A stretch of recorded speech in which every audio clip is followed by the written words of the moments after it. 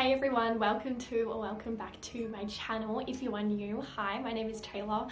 I am a second year Bachelor of Science student studying psychology at the University of Melbourne, and I also live at college. And today I am going to answer all of your questions about living at college in Melbourne. I live at residential college at the University of Melbourne. I'm kind of sad because I obviously have tried to vlog a lot this year. It is my second year living at college, and I wanted to film a lot of the stuff that was going on at college, and I wish that I could have shown you more of what college life is like, but it has been obviously another sad year at college because we are in lockdown. Not much is going on, but hopefully I can answer a heap of your questions. I also just want to preface super quickly that I go to one of 12 colleges at the University of Melbourne, so every single college is different. Every college has their differences, and every uni is also different. So I'm purely only talking about my college and my experience at this college, so just don't expect that if you go to a different college it's all going to be the same. There are lots of differences between the colleges. I'm going to get stuck into the questions. I have grouped them together into similar questions, so yeah, let's get into it. So first question, is your room on campus? How far are you from the uni? Thought this was a good one to explain kind of the setup. So at the University of Melbourne there are 12 colleges, and most of them sit in a crescent, so like a little curve around like the edge of the uni at the top. So they are literally on campus, like you walk out the back gate and you are at uni Melb. We are across the road from that little crescent, which is really good because we're a bit separate. We've got our own little island and we don't have any neighbours. To get to uni it's literally just across the road, so walking to classes it normally takes me like 5 minutes. And yeah, all of the colleges are separate, so they all sit under the University of Melbourne but they're all run individually. So some general questions: what's it like? Is it like the US colleges? Room sizes, cars, studios. Speaking about my college, in that I think like 80% of our rooms have en-suites. Our rooms are also pretty modern. There was a new building built 2 years ago, so all of those rooms are basically brand new. And yeah, we're very lucky. We're like one of the only colleges that has a majority of rooms with en-suites. There are some shared bathrooms here as well, but they are not bad. So yeah, everyone has their own room. There is no shared rooms at my college, which I guess is different to some of the colleges that I've seen in the US. I haven't been to the US, so I'm literally just going off videos that I've seen on YouTube about college over there. All of the colleges are mixed genders, so yeah, we all live together, we all share bathrooms and share spaces. There's not like a women's college or anything like that. The room sizes at my college are very generous. They're all very much decently sized. They all have a desk. A couple of them have single beds, but that's like maybe 20 rooms. The rest of them all have double beds. Mine is like one of maybe like the medium-sized rooms, or like on the bigger end of the rooms. There is also a car park here, to answer the car park question, but you have to pay for a spot and there are only limited spots, so I only just got a spot for my car this semester. That's basically the general situation of like rooms. Someone also asked if you get to choose your room. So in your first year you get randomly allocated to a room, and then at my college over your first year you get room points, so from doing activities, if you participate in a sport, that kind of thing. And then in your second year you get to preference your rooms, so you submit which rooms you would like to be in, and then depending on your room points you get allocated a room kind of thing. So I preferenced this room first. This was my top preference and I got it. So yeah, you do get to choose your room in your second year and in your third year, but not in the first year. Okay, a lot of questions about how much is college and if it's worth the cost. So every college is different again, and I'm pretty sure you can get a breakdown of the different colleges' prices on the internet. They are pretty expensive, but in saying that, at our college you pay for obviously a room, you pay for all like your water and electricity, Wi-Fi. You get 3 meals a day every day plus snacks, so all your food is provided. The other thing that colleges provide that I think is really worth it in the cost of college is academic support. I have been really lucky with the support that I've gotten for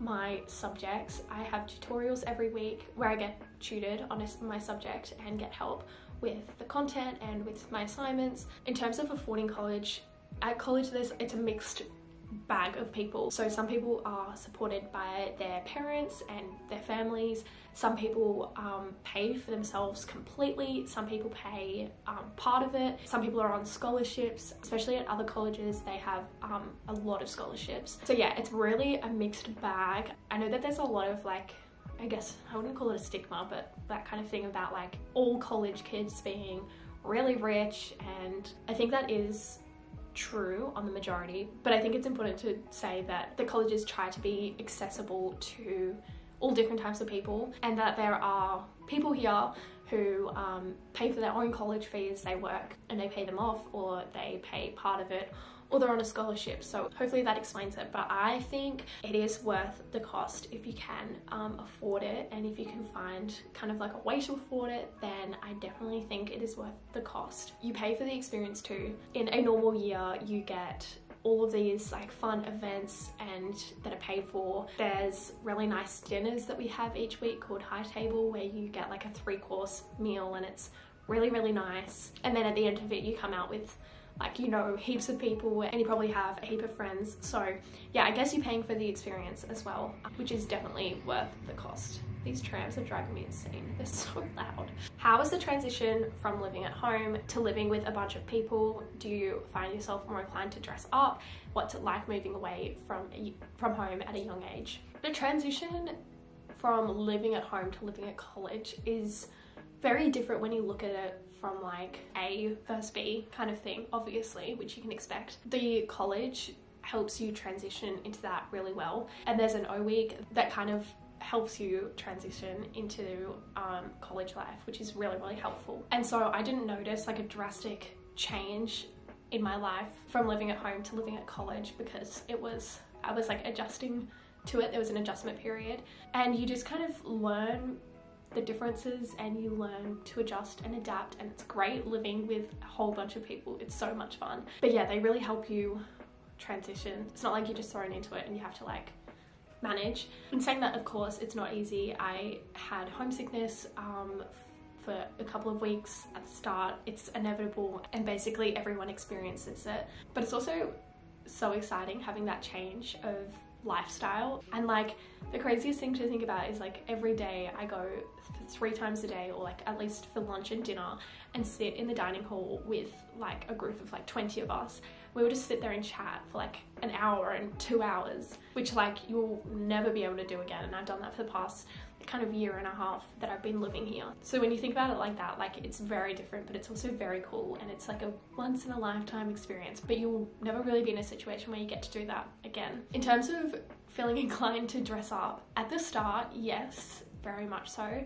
Of course, you don't know anyone, and so you're trying to impress people, you're trying to put off like a good image of yourself. But as time goes on, we all become a bit lazy, and I would not hesitate to go down to the dining hall or down to the study rooms in my trackies or in my pajamas. No one cares at all. I think a lot of us, well, at least at the moment in lockdown, I dress up at least. Like I put jeans on and I put like a top on every day because of lockdown. I try and get dressed and do my hair more as like a thing of just feeling like it's a normal day and just not another day of lockdown where all we do is go between the dining hall and our rooms. But there's absolutely no pressure or reason that you have to dress up. And yeah, was it hard moving away from home? Like I said, homesick a little bit, but everyone is in the same boat. I think that's the other thing, is that especially in O week, everyone there is feeling the same things. We're all feeling homesick. We all don't know anyone. So it definitely makes it easier doing the experience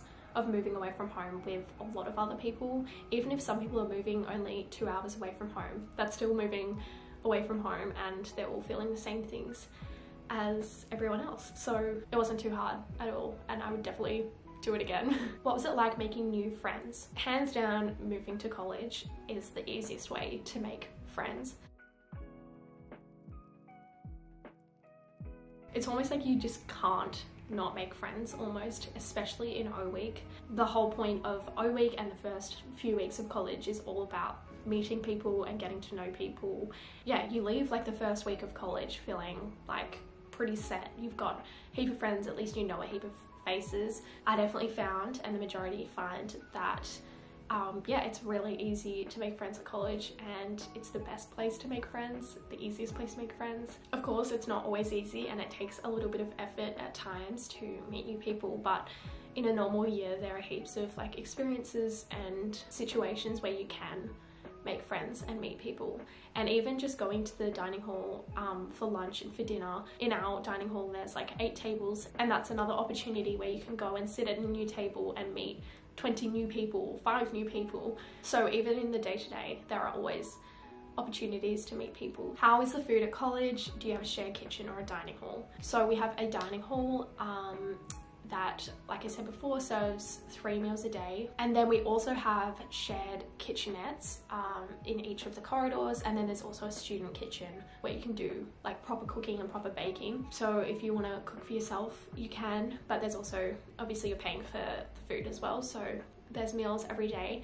And the food is not that bad. A lot of the food is like on a rotation. So we have a lot of the same food like kind of like every week, but there's normally 2 options of like mains, and then there's a vegetarian, there's heaps of salads, there's dessert, there's stuff if you're gluten-free. I know that some people miss or like are worried about missing cooking and missing making their own meals, but there's always that option to make your own food in the kitchenettes or in the kitchen. And on high table nights when you go to that fancy dinner that I was talking about before, it's really, really good food. 3-course meal, and it's so good. And there's free drinks, free champagne, free wine. Okay, that brings me to the end of this video. I hope I answered all of your questions, and as always, if I didn't, just leave me a comment or DM me on Instagram and I will get back to you and try and help you as much as possible. I'm happy to answer any individual questions you might have or any more like specific questions, but that is all for this video. Thank you so much for watching, and I will see you in my next one. Bye!